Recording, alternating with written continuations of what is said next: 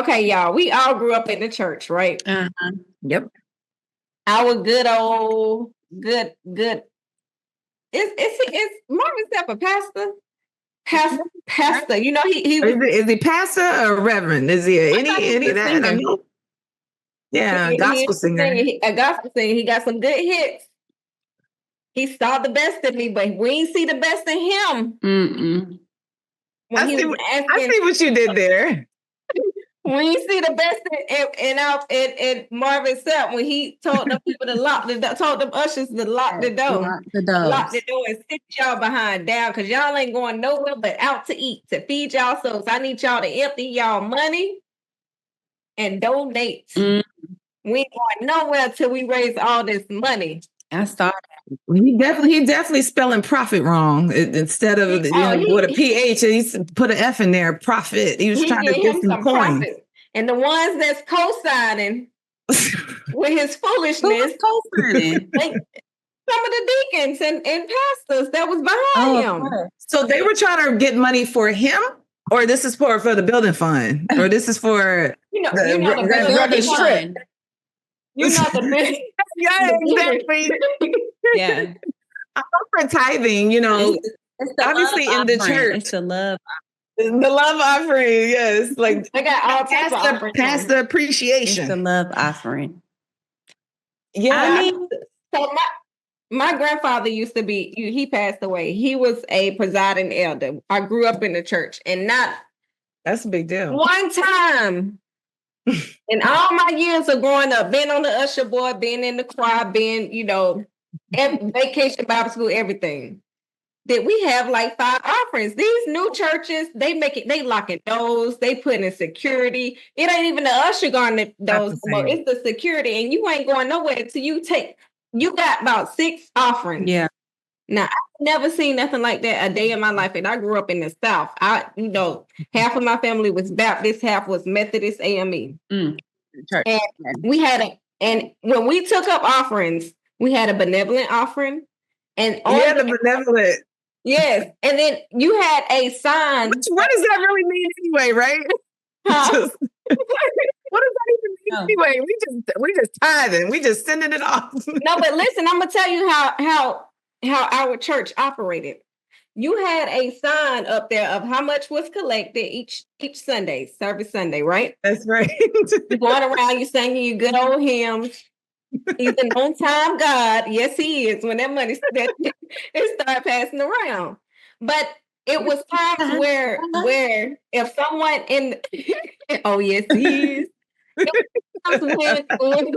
when church members really need their bills paid. And my granddaddy would actually cut checks to make sure that the church members, their lights were on if they needed to pay their rent or whatever.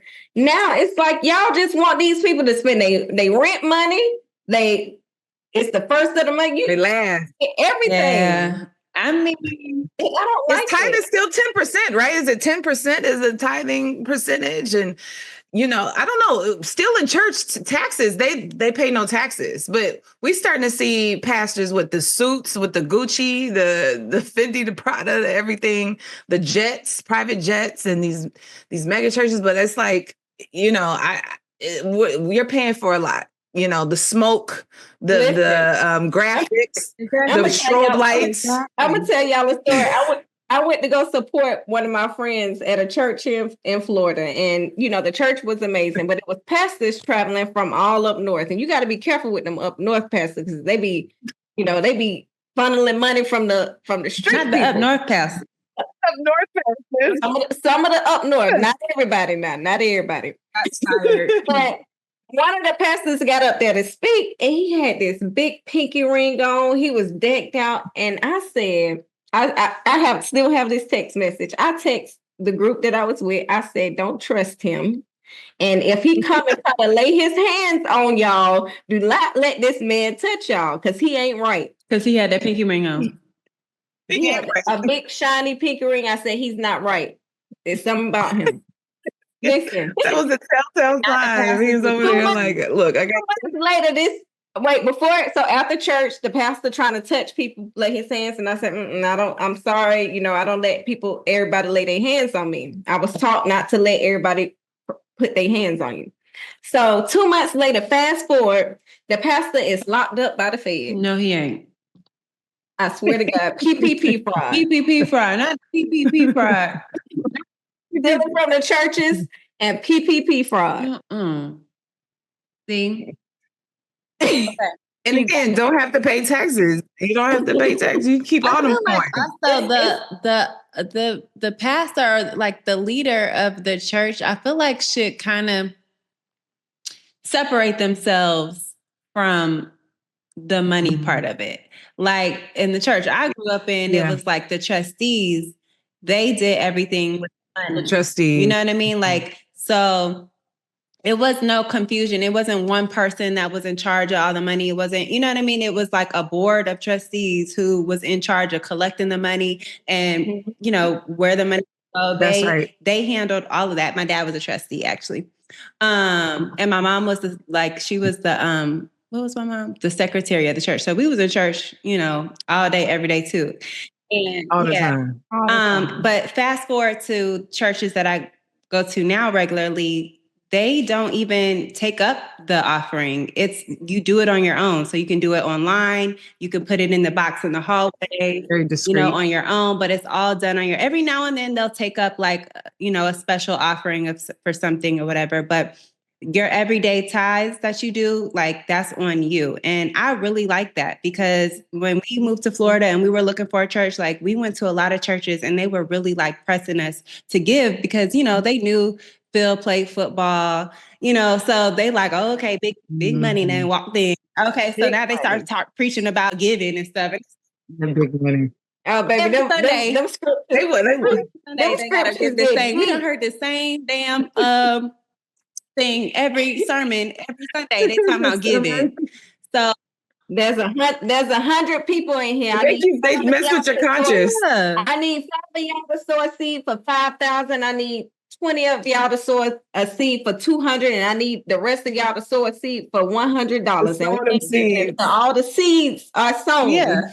And then they put in the program, who put what, they're the $10,000 donors. It was the bragging rights too, to be in the pamphlet, that you donated so much or gave this much, so I feel like it was also a little bit of clout. That's probably one of our first examples of clout back in the day too, going to church. But I feel like you still have to be members of whatever your religion is. They still take up funds for everything. Even at the temple, we have to pay for services and Shabbat dinners and people who are underprivileged and things like that. So it doesn't matter, church, temple, mosque. I just feel like today's from me growing. I just feel like from me growing up from when I was a child, church is totally different. I don't consider a lot of these churches. I feel like a lot of pastors have taken advantage of what it is to really serve and service, the Lord and the community. I feel like they have turned it into a business. That's right, bro. Profitable business. Yeah. Yeah. And Marvin Sapp, he's the gospel singer. He's worth $4 million.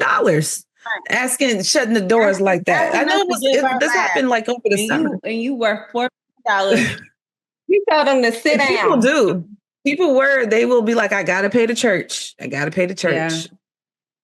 it's some people will pay that. Some people will give their all and let their rent go. And they know that. So do you think they're preying on those people? On those vulnerable people who, they'll give their $. And you praying in the wrong way, praying with a PREY instead of praying. Yeah, it's not cool. It's not cool. Yeah, I didn't like that. And I see it happen a lot. And the doors though. Maybe he got aggressive. Maybe he was trying to get all this attention. We're talking about him now. So maybe he's pulling a stunt and he wanted to be blasted all over the internet right now so we could be talking about him. And this happened over the summer. It's just now coming. It's just now being viral. Recirculated, going viral. I wonder why it's just now coming out. No telling. I don't know. He sent it to the blogs. You think so? I mean, people do that. Why is it just now coming out? Like something is a little fishy. I don't know.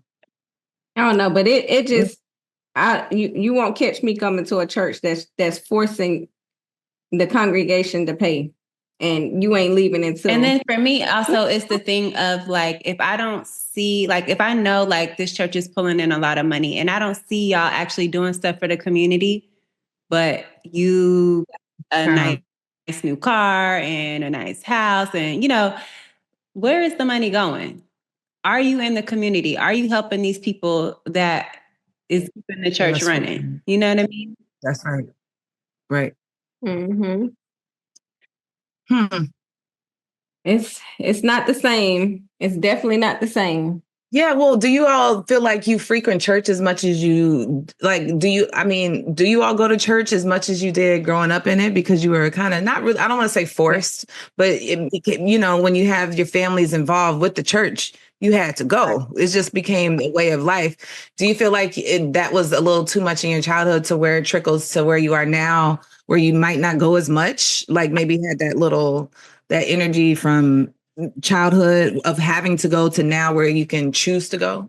I don't think, me, because like I said, my grandfather was a presiding elder. We were PK grandkids. I enjoyed going to church. We went to Sunday school. Some of my cousins learned how to read just by going to Sunday school. So I enjoyed it. The morale was there. It taught us how to be very respectful, get closer to God. And I made the choice to get closer to God. I actually spoke in the sermon. I enjoyed church. I enjoyed going as a child. I felt like what changed me from going how I used to go so much as a child and a young adult was the changes in the church. As I traveled, the church in the South is totally different from when I moved up north or when I moved down south of Florida. It wasn't the same, and I felt like it started slowly evolving into a business. We didn't get the same, like when you in a good church, you can just feel it. Yes. I didn't have that same feeling from when I was in the churches from the South. I felt like it was just, let me say what I need to say. And they just emphasized just on when it was time to gather offerings. Not all churches. I do have some amazing churches. If I'm in Tampa, my number one church is Love First. Shout out to Pastor Joe Cousins. He was on Wax Series, but I feel like I'm back when I was a little child in those church homes when I'm going to Love First. So it's not every church, but it's hard to find a good church. It is. It is hard to feel like you're where you need to be. Yeah, I feel the same way. I'm from Georgia, and before that, we lived in South Carolina. So I'm used to like a very Southern Baptist church experience, and I just really haven't gotten that pretty much since I left home. But I honestly, truthfully cannot blame that on why I don't go to church as much as I used to. And I really am convicted about it. Like I think about, I got like the family, we need to go to church every week. Every week it's on my brain. Like we need to go to church. But the intent is there. Because like, I know like I can watch it online. I can watch it on TV. I kind of get a little lax with it. I'm like, okay, it's okay, Ash. Like, don't shut yourself out. You can just watch it on TV, and sometimes I do, but most times I don't. So it's like, I really feel like that's the goal of mine this year is to get back to going to church more. Because I do come from a family where we believe in going to church and spending time with the Lord in his house. So, even though church is different, it might look different. I haven't done my part. I can't say 100% that I've gone out and looked for whatever it is I feel is missing, but I think it's important, regardless to have like my children in the church, because I, like Sharelle was saying, feel like I have very distinct memories there. I feel like it's definitely shaped who I am, my relationship with the Lord, and it's kept me, So I think it's important, and I just need to do better. Yeah, I agree with you, Ash. It is very much becomes more convenient now just to go ahead and click a link. you know, even if you're not in the same city with that same pastor that you like, or you like a sermon, you can go now on YouTube and grab a sermon that you missed, and you can still get the word. But you're in the comfort of your home. I feel like COVID really made that happen, you know, where it made that access to your favorite pastor more accessible, which is great. Like my mom lives here in Miami, but she streams a pastor from Chicago that she likes. And every Sunday morning, she's in the comfort of her home, watching the sermon and taking, you know, her notes, and then sending me this and that from the pastor. Like, it was a good service today. So it's still there, rooted in it. Like, cause just having that religious anchor in your spirit, you know, we can't get away from. So I think it's great for the children to have some kind of sense of purpose and sense of peace, where whatever your religion is, that you can fall back on and just have that comfort in your spirit and your soul. So however way you can get to it, you know, whether it's online, going to a church, or getting some notes, clicking on the link, whatever the case may be. Like, I want my kids to know, have like the old school vacation Bible school experience. Yeah. Like that was fun. experience that I feel like, you know, if you went there, like that was fun. It was, right? And you look forward to the end of the week trip. Yeah, because you working during the day, you know, you getting your notes. You had your little boyfriend that week during vacation. Yeah. It was a time, like, these are experiences that I want for my kids. You know what I mean? Yes. I'm like, look at us, how we're blushing and having nostalgia moments now, just like tapping back into our childhood because of that sense of community, kids running around, and you breaking out in these sessions and having good talks. And I remember that because we used to have the little pamphlets, and you learn your scripture and then talk about it and understood it better. Like Easter Sunday speeches, like Easter speech, like, you know, remember you had your little thing you had to memorize. You had to memorize it. You better not mess up. Like, don't forget the outfit too. It was laid out. Being in the choir, praise dance.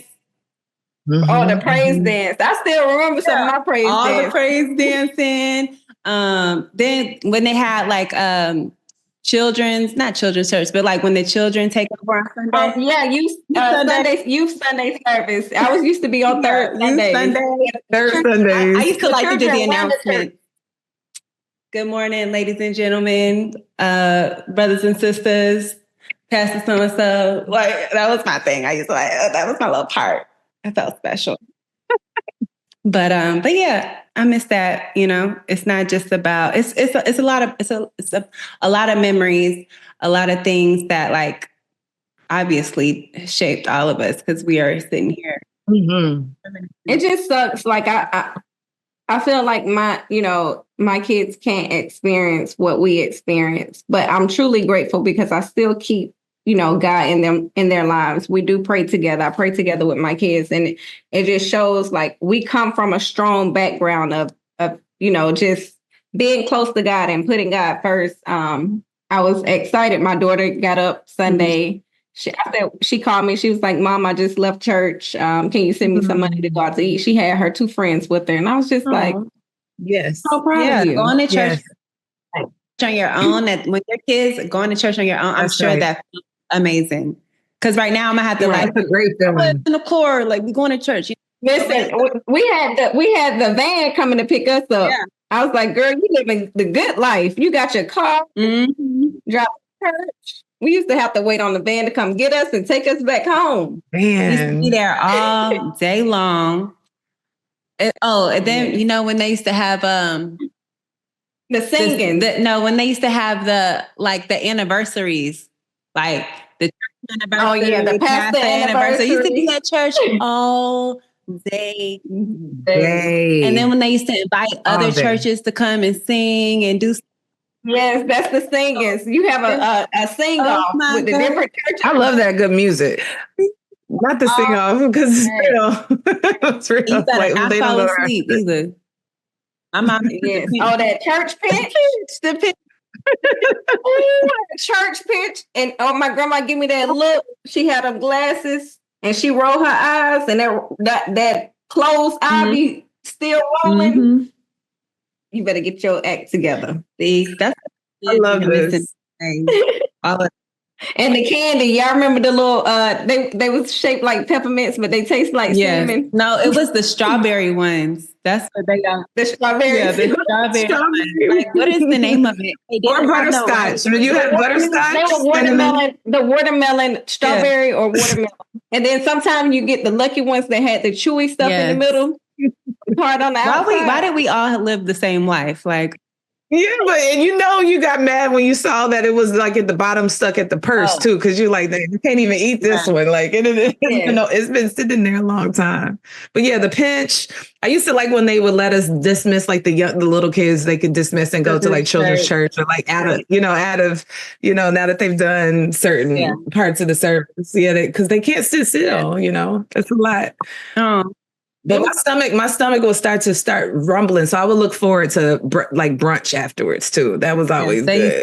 Y'all had brunch. We had Sunday dinner. Well, Sunday dinner too, because something was on the crock pot that's been simmering and marinating real good. Yeah. Until when you come back, definitely want to eat afterwards. What was y'all favorite old school church song? Pick one. Oh, His Eyes on the Sparrow. Okay. I had to think. That's a good one too. Coming up yonder. Going up yonder. Oh, to be with my Lord. Mine was Your Grace and Mercy. Okay. Mine was There's a Bomb in Gilead. Remember that one? There is a bomb in Gilead. Yes. That's not really old school, but that was like one of my favorites from back then. Those was the good old days. Y'all let us know what y'all favorite old school Southern gospel song was and who had the best old school gospel song out of us three. No. Let me think of one. I'll think before we go. Mine was Your Grace and Mercy. That's a good one. Pasqua edition. Your Grace and Mercy. I like well, it's not really old, but it's like Stand. Dun, dun, dun. I love all these good spiritual hymns. Yeah. Miss that good music, guys. Okay. Yeah.